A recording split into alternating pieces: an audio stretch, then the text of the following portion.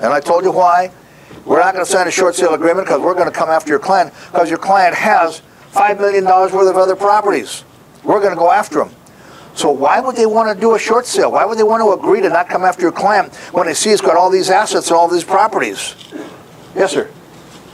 On an investor sale,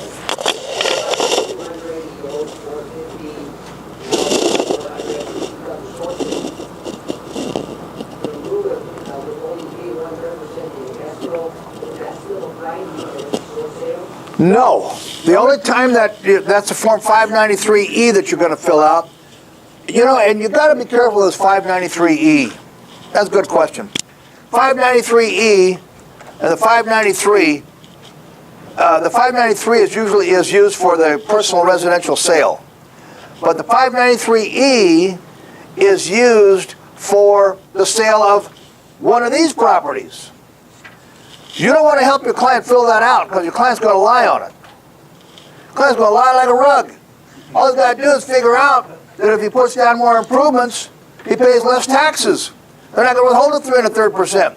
Then when he does his tax return, it doesn't match up because he's not going to lie on his tax return. Nobody would lie on their tax return. So he puts down different numbers that went into the state of California. The state of California has computers too. They're going to find it. So they catch your client. Your client says, "You helped me do that. You told me to do that." I'm telling you, do not help your client with a 593E. Send him to his accountant. Let his accountant help him with it. You're not going to know what the depreciation was. You're not going to know if he had any passive losses. Don't do this. Don't do that for him. Don't touch it. You don't know anything about it. Tell him to go have his accountant help him or tell him to figure it out. Do not do that on your own. I do those all the time for clients, but I need to see tax returns so I can see what depreciation was. I need to see if there's any passive loss carryovers. I can't do that kind of stuff over the phone. But don't help them with a 593E. If your client has a loss on the property, even though they have debt forgiveness, they're not going to owe any money. Because the 593E does not have anything to do with a mortgage. It has to do with the paid for it, plus improvements, minus depreciation, and then the selling price. So if they lost money on it, and they do the 593E, it shows they had a loss. They don't withhold any money for the state of California, even though there's a huge debt forgiveness. There is no tax due for the 3 1/3%. Answer your question? Okay, thanks. Any other questions? That was a good question. Thank you. Okay. Let me go back over this for just a few minutes. I want you to all understand that there's several of you in here because of the amount of people that haven't done their tax returns yet. And people say, "Well, gee, I can't do a tax return because I can't afford to pay the money." Nobody goes to jail for not paying their taxes. They go to jail for not filing tax returns. Ask Wesley Snipes and his accountant. Oh, they're doing time. Okay? File these tax returns. Get these returns in. Maybe do an offer and compromise. Maybe make a deal. Let's say that you owe money for 06, 07, and 08, but you haven't filed 09 and 2010. I cannot help you negotiate because you're not in compliance. I can't help you. You got to be in compliance in order for me to negotiate for you. Compliance means that you're paying your taxes. You filed your tax returns. Estimated taxes. Now, I know all of you here pay estimated taxes. Everybody pays their quarterlies. But there are some people in other offices that don't pay their quarterly taxes. I know it's not you guys. If you want to negotiate with the IRS, you better be paying estimated taxes. I don't care if you pay a mere pittance. You better be filing quarterly because that's the first thing they're going to look at. If you haven't paid your tax for 2008 and 2009, and you haven't paid any estimated taxes for 2011, they're going to tell you go pound sand. They're going to talk to you. You're not in compliance. You need to come into compliance, and there's a lot of you in here who are not in compliance, and you owe money from prior years. These are things that can be worked out. There's things you can do besides shooting yourself. You know, you don't have to be that drastic. The government doesn't want you. They want your money. So let's make a deal. There's things that can be done. I work with that type of situation all the time. So if you have problems, I'm a phone call away. Come in and talk to me, and I'll be very glad to help you.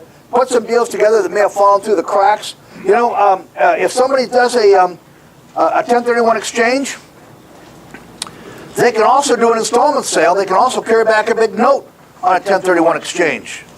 Doesn't have to be a complete exchange. It can be a partially tax deferred exchange. They carry back a big note. These are the kind of things that can help you put together. Try to save your clients some money. Keep the money in their pocket, help you earn a commission that maybe you didn't get because they said, I can't afford to sell this property. I'm going to pay too much in taxes. Let's talk about it. You've heard that. People say, I can't sell the property because it's going to cost me too much money. Let's talk about it. Let me give you some ideas. Let me help you make some money. If I help you make money, I make money. That's what it's all about. Any other questions? Yes, sir. Clarify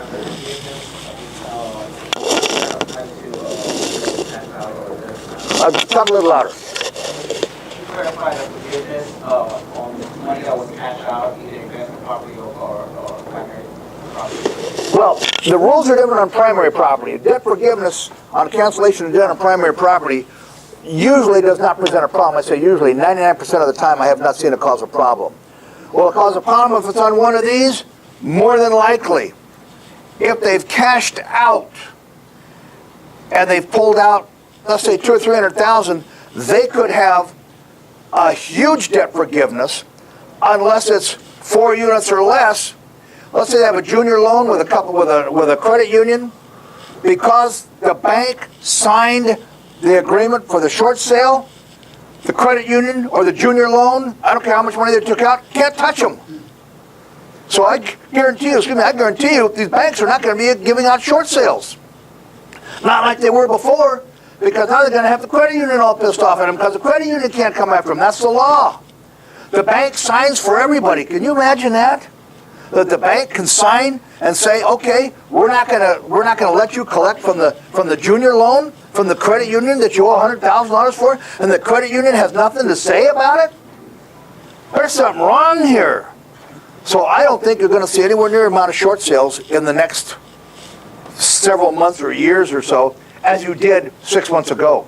I think the worm's turned. Okay, I could be mistaken, but I don't think so, because if I was a banker, I wouldn't give a short sale, especially if I knew this guy had more money somewhere else tied up in investment of other properties or investment portfolio. Was there a question back here? No, I just wanted to thank you for all that great information. If we have specific questions, can we call your office? Sure. You can call me anytime. I don't give out my cell phone. I did that one time, and somebody put it in the girls' bathroom for a good time call. And then I got so many phone calls I didn't have time to call everybody back. So it became very frustrating, so I don't give out my cell phone number anymore. I think Neil has it. Neil, where's Neil? Don't give it out, okay? Anyway, I'm always available. I'm always available for a phone call. I don't care how many times you call me. The phone calls are free. I don't, anytime you want to call me. And I've called some of you back from I was in Montana. One of you called me. I don't remember where it was, and I took the phone call. I was in Montana on a fishing trip. Didn't catch any fish either. But that's why I call it fishing instead of catching. Yes, sir. Earlier you mentioned you have a seminar, or you do seminars just like this, or do you actually have other seminars where you teach more? I do seminars just like this, okay, for offices and investment groups. The biggest one I do is for Tarbell of Orange County and Riverside, and they'll have about 300 people. That's the biggest one I do. But do you have a place that you recommend that will teach pretty much everything you? do I have what now? Do you have a certain school that you recommend that can teach us everything that you're talking about? No, because each class that I take, and I take seminar, I was in Vegas for a 3-day seminar 2 weeks ago. God, I can't believe people live in that 110-degree heat. God, why wouldn't everybody? It's a good thing everybody want to live in Southern California, right? But it was all the seminars I go to are very specific, very specialized. The one I went to was on collections, collection due process, negotiating with the IRS on collections and so forth. It's a 3-day seminar. It sounds boring, but it was pretty exciting. I mean, learn some more things on how to negotiate for clients. But that's why I give these seminars, and I tailor them specifically. Now, I'll be back here in January, and we'll talk about all the new tax laws, what the IRS is doing, how to keep records, and how to keep from being audited. I'll tell you how to do that. And I'll be back here in January, usually about the 2nd or 3rd week in January. And you'll get a lot of real good information on that one. Again, I'll tell you how to prevent a tax audit. And everybody wants to take as much deductions as they can, but you got to be aware of the buzzwords. And that's what I'll teach you, to look out to make sure they don't appear on your tax return.